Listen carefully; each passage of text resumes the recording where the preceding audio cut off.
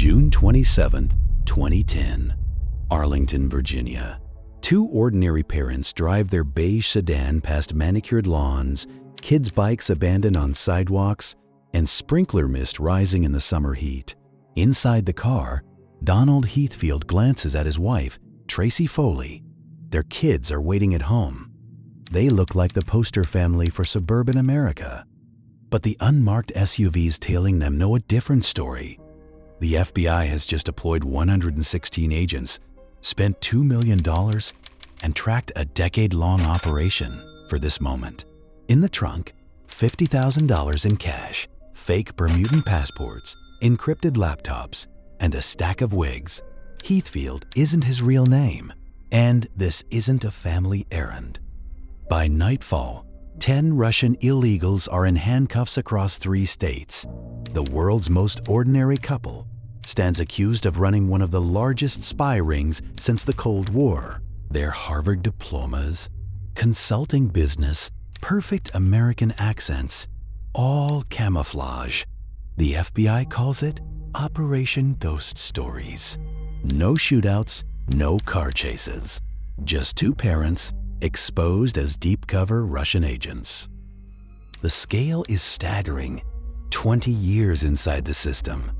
At least 50 academic and business contacts a year. $200,000 laundered through fake consulting gigs. The prize? Decades of secrets flowing from Harvard's faculty lounges, biotech conferences, and nuclear policy symposiums, straight to Moscow. But here's the absurdity. The most successful Russian spy in decades never hacks a computer, never cracks a digital code. He blends in, raises a family, and asks the right questions at the right seminars. In the end, the only thing more ordinary than his cover is the way he's caught. A fellow Russian betrays him over coffee and cake. How does a teenager from Moscow fool Harvard, the FBI, and the US government for half his life? And why does the world's most powerful intelligence agency never see him coming? October 29th, 1969, Moscow. Andrei Bezrukov is born into a gray Soviet apartment block, one of 1,000 indistinguishable kids in a city built on secrets. He grows up shy with wire-rimmed glasses and a talent for imitating accents. Most children aspire to play chess for the motherland. Andrei learns how to disappear. By his teens, he's chosen for the KGB's elite illegal spy school. The curriculum: flawless English, Canadian trivia, how to fold a passport so it looks lived in. His classmates memorize nuclear reactor blueprints. Andrei memorizes hockey stats. He's not the fastest, not the strongest, but he listens better than anyone else in the room. December 1st, 1985, Montreal. 16-year-old Andrei arrives as Donald Heathfield, orphan scholarship student from Trinidad. He carries a tragic backstory and just enough French to pass. At Université Laval, he meets Tracy Foley, a journalism student with a sharp wit and a habit of finishing his sentences. She laughs at his Canadian accent because it's better than hers. Their first date: cheap coffee, 2 stolen glances, 1 shared secret. "What do you want to be?" she asks. "Invisible," he says. She thinks he's joking. Heathfield builds his legend brick by brick. He aces his MBA, joins campus clubs, and writes essays on North American trade policy. At night, he tunes a homemade shortwave radio and taps out encrypted messages to an operator in Cuba. The living room doubles as a spy station. The neighbors think he's a night owl. In 1999, the family lands in Cambridge, Massachusetts. Student visas. Harvard Extension School. Donald becomes the ultimate academic chameleon, hosting dinner parties for physicists and biotech CEOs. His son Alex and daughter Elizabeth enroll in local schools.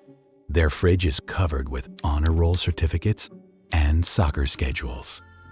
The business card reads, International Business Consultants. The real business, collecting open source intelligence at $5,000 a ticket. Energy seminars. The Harvard Kennedy School is his hunting ground. He cozies up to professors like Matthew Bunn and Graham Allison, absorbing talk of nuclear labs and DOE budgets over boxed lunches and polite applause. Here's how the real spy game works.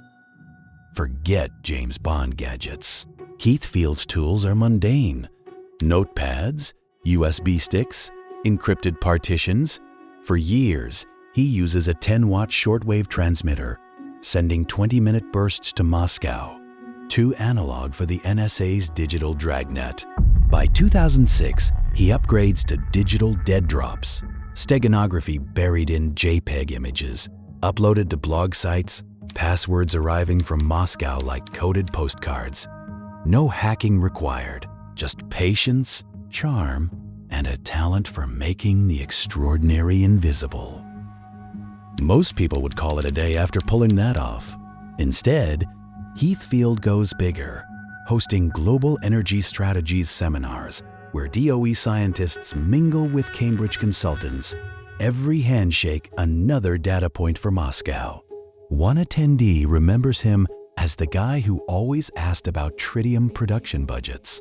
In academic circles, that's code for future problems. Heathfield copies a file on U.S. fusion research from a Harvard professor's laptop, open source, but with a twist. He doesn't know it yet, but that file will help trigger the largest Russian spy swap since the Cold War. But what's inside the encrypted laptop seized by the FBI? And how does a single Russian defector unravel an entire network built to be unbreakable? Donald Heathfield sits at a round table in Cambridge, Massachusetts, swirling a glass of Merlot at a Harvard Kennedy School mixer. To his left, a nuclear physicist from Los Alamos. To his right, a Department of Energy policy advisor. He cracks a joke about American football. They laugh. Nobody notices that instead of networking, he's memorizing every detail. The name tags, the conversations, the way one scientist's hands shake when asked about tritium production budgets. His business card reads, Global Network Strategies. The phone number rings to a prepaid cell. The office address is a WeWork rental with 3 empty desks and a potted plant that's seen better days. For $5,000 a ticket, he hosts Global Energy Strategies seminars. The guest list, nuclear engineers, Harvard professors, biotech entrepreneurs. The real agenda? Elicit every scrap of open source intel. Who's working on what? Which projects get government funding? Which lab just patented a new isotope separation technique? Across the river, Tracy Foley is teaching a yoga class. She corrects a student's posture, then slips away to the cafe next door. She orders tea in perfect Bostonian English, then discreetly checks her phone for a coded text. Storm at 8. It's a signal from Moscow.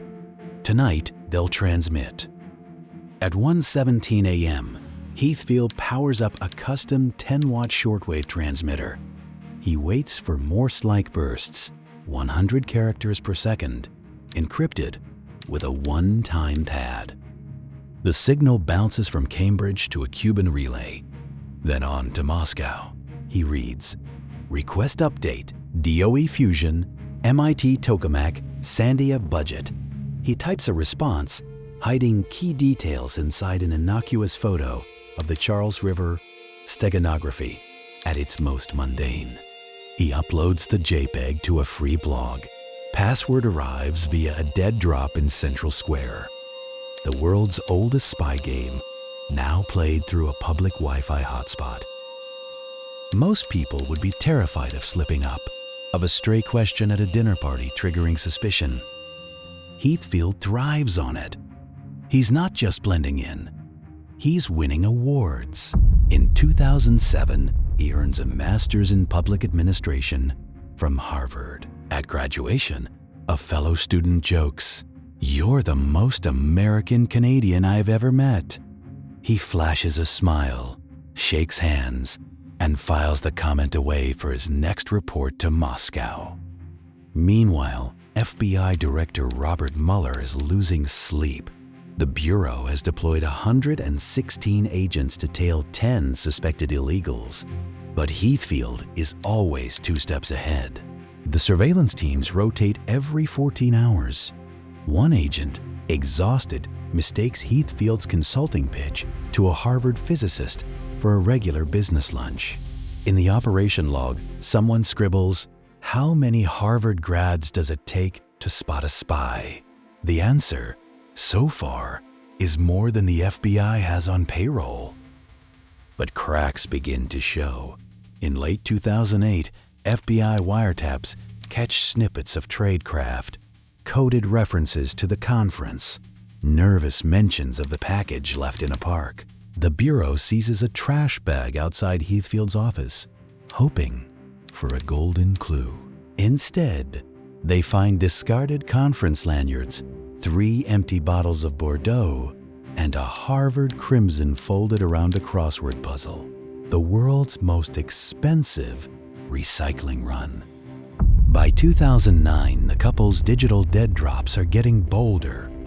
Photos posted to public forums, encrypted emails that vanish after one read. The Bureau brings in cryptographers from Quantico. Each time they think they've found the pattern, Heathfield shifts methods. A new password scheme, a new steganography tool, a new Wi-Fi cafe. The irony? The spies avoid computers for core ops, relying on low-tech brush passes and radio bursts, while the FBI blows its cyber budget chasing ghosts. What triggers the unraveling? Not a slip by Heathfield, but by someone else. In May 2010, Colonel Sherbakov defects from Moscow, delivering a roster of illegals to U.S. intelligence. Suddenly, the FBI has names, addresses, and a timetable. The hunt shifts from patient surveillance to imminent takedown. But can the Bureau catch them before they vanish? And what happens to the family? 2 kids, American schools, a dog named Jake, when the mask falls. FBI agents begin 24-hour surveillance. The SUVs outside the Arlington house multiply. A team sneaks a GPS tracker under the family sedan. One agent poses as a utility worker, planting a camera in the streetlight facing their driveway. Heathfield notices the same blue sedan each morning. He jokes to Tracy, "Our neighbors really love to carpool." She laughs, but her hands tremble as she pours orange juice. At Harvard, a physicist pulls Heathfield aside after a conference. "You ask a lot of questions about nuclear labs," he says, voice low. "I'd be careful." People notice. Heathfield shrugs. Just a consultant trying to understand the big picture. The physicist nods, unconvinced. Later, he emails the Kennedy School dean. Something's off about that guy. The email goes unread. Bureaucracy, the ultimate cloak.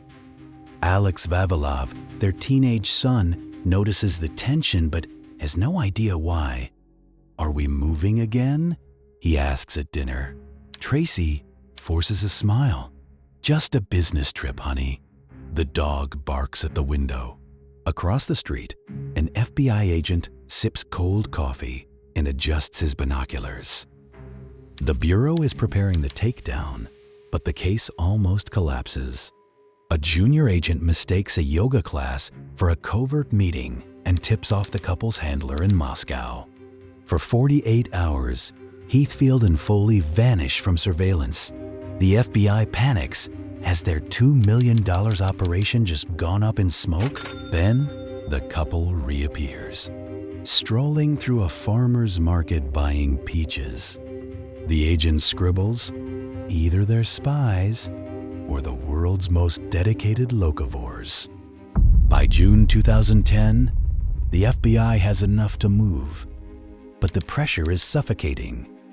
Heathfield's hands won't stop shaking as he drives his son to soccer practice. Tracy double-checks the locks twice before bed. The fake passports are moved from the safe to the kitchen drawer. The last digital dead drop goes live. One final message to Moscow, coded inside a photo captioned, "Family Picnic, June 2010. The picnic never happens." What does Moscow know that Washington doesn't? And how much damage has already been done before the arrests even start? The chapter closes with a knock at the door. 10 years of deception, hundreds of names, and $50 million in stolen intelligence, all coming down to a single sound: the doorbell. The real drama isn't a gunfight or a chase. It's a family dinner interrupted by the quiet arrival of a new reality. But as the FBI closes in, someone else is watching from Moscow. The world is about to learn that the greatest vulnerability in American security isn't a computer network, it's trust. June 27th, 2010. Arlington, Virginia, 5:46 p.m. The beige sedan rolls through a blinking intersection, sweat fogging the inside of the windshield. Donald Heathfield's hands grip the steering wheel, knuckles white. Tracy Foley taps her wedding ring against the dash in a nervous rhythm. For a moment, they look like a couple lost on the way to dinner. But the taillights flicker in the mirror. Two unmarked SUVs. A third car blocks the intersection behind them. The air feels thick, electric. Heathfield lowers his window. Fresh-cut grass, distant lawnmowers. The world outside doesn't know what's happening in this ordinary car. The first agent approaches, badge flashing. "Sir, step out of the vehicle, now." Heathfield glances at his wife. She gives the barest nod. 30 years of training boils down to this moment.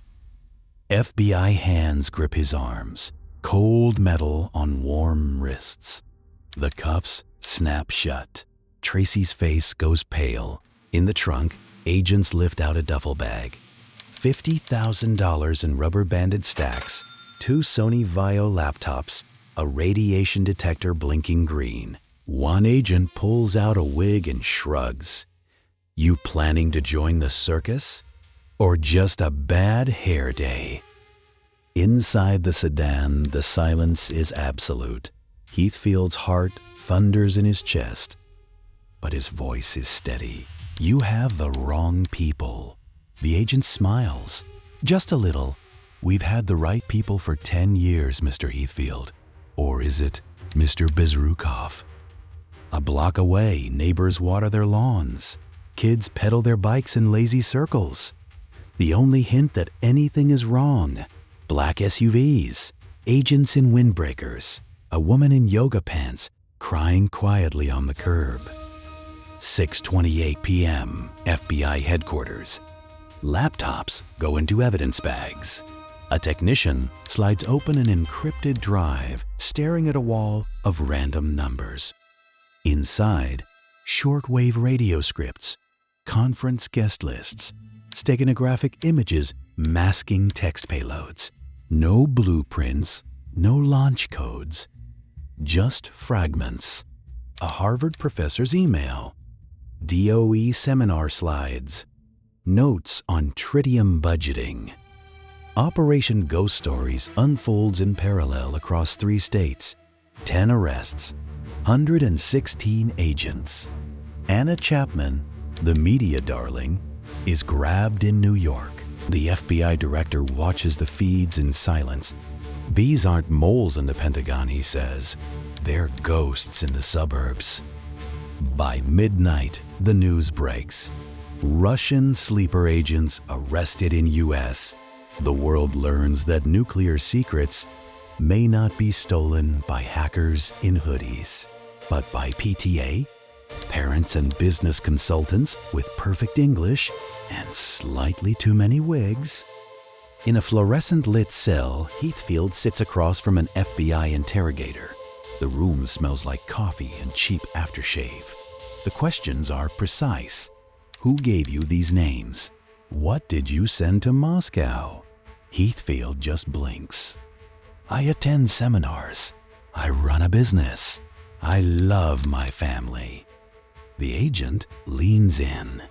We know you're not Donald Heathfield. Why did you do it? Heathfield doesn't answer.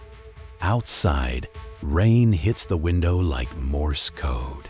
Every detail is cataloged. The fake passports, the encrypted drives, the stack of invitations to a Harvard mixer. Not a single classified file, just the world's most elaborate game of pretend, cracked open by a single defection. July 8th, 2010. Vienna Airport. 10 Russians in handcuffs are marched past 4 Western prisoners, including Sergei Skripal. The spy swap is silent, mechanical, no words, just a nod from each side. By 2:15 p.m., the planes lift off in opposite directions. The irony? The FBI spends $2 million hunting for hackers, only to catch spies with business cards and radio static. The next morning, Moscow. Donald Heathfield, now Andrei Bezrukov again, steps onto Russian soil. Vladimir Putin greets the group, a faint smile playing at the edge of his lips.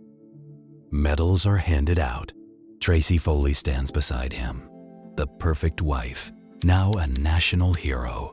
Their children, Alex and Elizabeth, cling to their parents, dazed and confused. Outside the terminal, a line of black sedans waits. Engines idling. Back in the United States, the fallout takes a different form. The Obama administration briefs Congress behind closed doors. Harvard scrubs its guest lists, quietly screens faculty. Friends and colleagues stare at news footage, trying to reconcile the man who brought cookies to school events with the man accused of selling nuclear secrets. One neighbor murmurs, "They seem so normal." Canadian authorities revoke Heathfield and Foley's citizenship. Their son Alex spends years in court fighting to prove he's Canadian. Not a spy, not a traitor, just a kid who loves hockey. In 2017, the Supreme Court rules in his favor. The legal fees? Over $300,000, paid by Canadian taxpayers. The cost of trust? Itemized.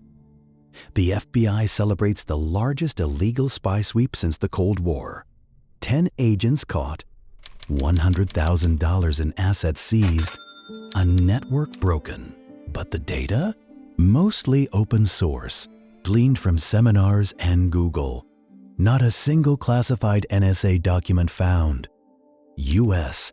intelligence pivots, pouring resources into cyber. Russia adapts, shifting away from deep cover illegals to hacking campaigns that target your inbox, your power grid, your elections. Heathfield consults for the SVR, trains the next generation of spies, and buys a $500,000 home in Zelenograd. His wife writes a best-selling memoir. In Russia, they are celebrities. In America, they are a cautionary tale. The real pain is personal. Their children, caught between 2 countries, 2 names, 2 versions of the truth. They were my parents first. Alex says, I didn't know any other life. He still doesn't. Let that sink in. The greatest threat to America's nuclear secrets wasn't a digital hack, but a human being, sitting at your dinner table, asking polite questions over wine. The system designed to catch cyber criminals was outfoxed by a PTA dad with a shortwave radio and a $5,000 seminar ticket. Most people would have just gone to class. Heathfield took notes for Moscow. If you think this story is wild, wait until you meet the cybercriminals who turned the NSA's own weapons against the world. Unlike traditional spies, they stayed anonymous, auctioned America's most classified hacking tools to the highest bidder, and triggered ransomware attacks that crippled hospitals, airports, and entire governments. If you want to see what happens when the shadows go digital, check out our video on the shadow brokers, the hackers who stole the NSA's crown jewels. Because sometimes the ghosts come back to haunt you.